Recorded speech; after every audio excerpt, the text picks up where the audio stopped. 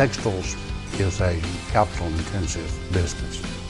They have a lot of very expensive equipment that we are fortunate to be able to have enough expertise to operate and operate well. We have invested over $250 million in modernizing our equipment to stay competitive in the world market. But our biggest asset here in Trine is our people, our workers. They're just like family. People such as the Owens family. They've had 5 generations of their family working here in the mill, and that's not an unusual story. David, I've been here 41 years. Brenda, 41 years. Gordon, 16 close. Frankie, 37 years. Roger, 39 years. 41 years I've been here. I just got my son through school and us, and it's just been nice to be here. Met so many people through the years that taught us things, you know, and we hope they can be proud of as we are. Our major product is denim. We make denim, we make jeans. Lots and lots of jeans. You can see them walking around. Wrangler, Lee, Carhartt, Williamson-Dickie, and many other major customers. And we also produce camouflage military fabrics for all the branches of the service. We FR treat that fabric, which FR means flame retardant, and that helps protect the men and women in uniform. It's a great feeling for us and a real sense of pride for this community. We are helping to keep them safe. Well, it's like, you know, that we're part of the military because we back them up, and it feels like you see a uniform out there, that this kind of material has went through that machine. You think, that could be what we've done. You know, you can take great pride in knowing that there's a very good chance that that fabric in their uniforms came from Mount Vernon Mills, and that we play a role in helping protect our men and women that are helping protect us on a daily basis. And we appreciate them very much.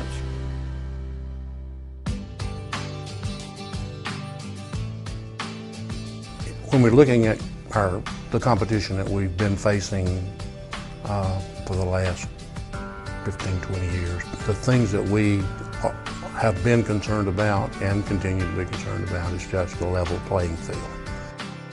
Anytime a trade agreement is coming up for vote in Congress, we really take a hard look at it. We try to pay our people a living wage where they can enjoy their lives as we all want to. It's hard to compete against countries that pay their employees 35, 65 cents an hour, you know, and they just dump their waste in a river or a stream, and we're competing against countries that don't have to follow the same rules that we do.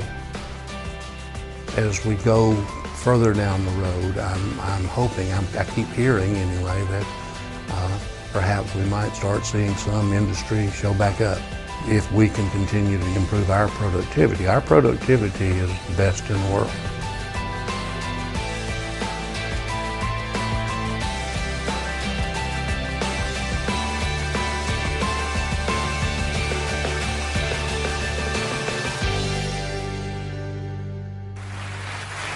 As a line of clothing. Now, where were these made? These were made, I don't know where they were made, but they were made someplace. But they're great. It's ties, shirts, cufflinks, everything sold at Macy's, and they're doing great. #1 selling tie anywhere in the world. #1 selling tie anywhere in the world.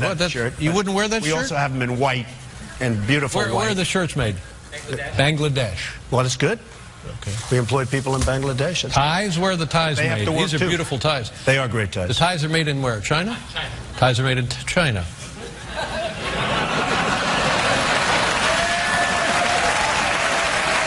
I'll tell you, and you know what, David, in all fairness, I've been very open about that, and not all of them, by the way, but I've been very open about that. Are you okay? Is the chair No, was I'm fine. Made in China. Yeah, I know. The chair was made in China. The chair was made in China. But you know, the fact is, because of the manipulation of the currency, of their currency, when you go out, it's very hard to get product that isn't made in China. Well, now listen, here's what the deal is. Let's do this. How do you like that? I think they're beautiful, absolutely beautiful, and I don't really have a problem with helping people who need a job. I would like people in this country to get first preference, but... I agree.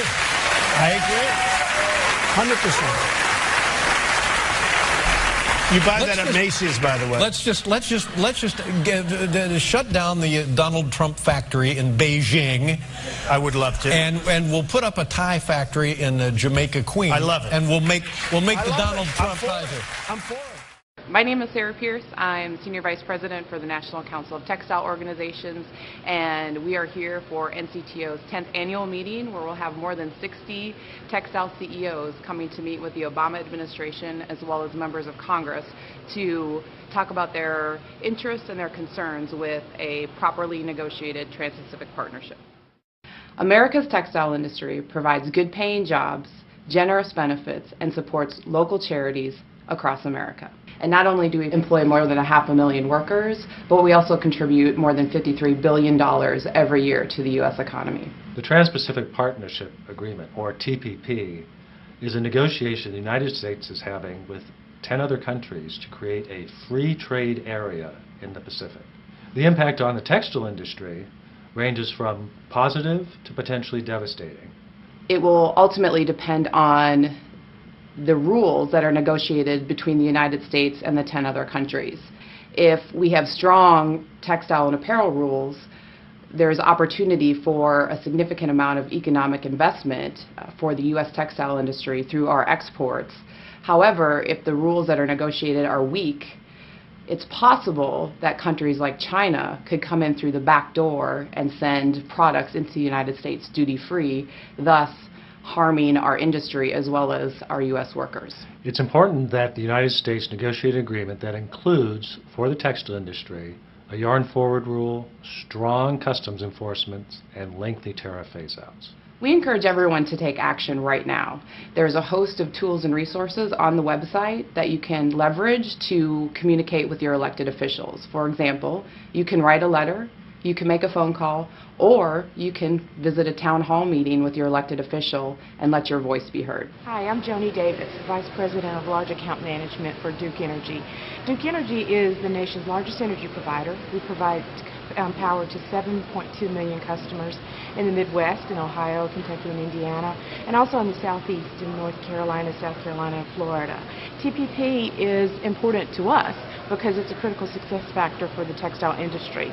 And because the textile industry is a big part of our customer base, and it enables success and ultimately, in some cases, maybe even survival, that's important to us because we don't want to lose these customers, not only as friends and neighbors and customers, but also a big, healthy part of the communities that we serve. Okay, my name is Bill Jasper. I'm the Chairman and CEO of Unify, a publicly traded textile company headquartered in Greensboro, North Carolina. We produce both polyester and nylon yarns and have large facilities in both Rockingham and Yadkin County in North Carolina. We employ about 2,000 people in those two counties and are the largest employer in both of those counties. Well, certainly we estimate that for every employee that we have in each of those counties is probably 2 or 3 people who end up supporting those jobs either through suppliers or restaurants or other services in the industry. So I guess you could say our 2,000 employees probably affect the lives of another 4,000 to 5,000. Well, the biggest concern I have about the Trans-Pacific Partnership is the fact that Vietnam is part of the partnership, and they're a state-subsidized and in many cases state-owned industries. If we don't have a yarn for a rule and you have a single transformation rule, about the only country that's going to benefit from that is probably going to be China, where most of the fabric and the fiber is made today and probably would be made for garments coming out of Vietnam. That would have a very negative impact on this region, not just the U.S., but also CAFTA. When shopping for products, Americans might look out for organic, gluten-free, or eco-friendly, but one label that's becoming harder to find is Made in America. International trade agreements have opened up markets across the globe, from Latin America to Asia, not necessarily to the benefit of U.S. industries. The U.S. textile and apparel industry has taken a big hit against offshore competition. While they employed approximately 643,000 people in 2005, that number dropped 40% to about 388,000 by 2011.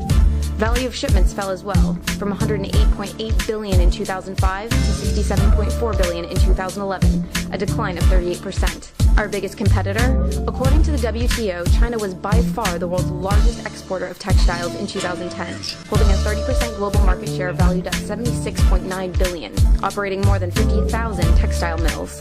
Even the 2012 U.S. Olympic team uniforms were made in China. Thanks to free trade, new industries are being developed. Products are cheaper, and more job opportunities are being created abroad. Americans are increasingly buying textiles made anywhere but the U.S. So while you might have been made in the USA, most likely your clothes weren't. Explore more at facethefactsusa.org.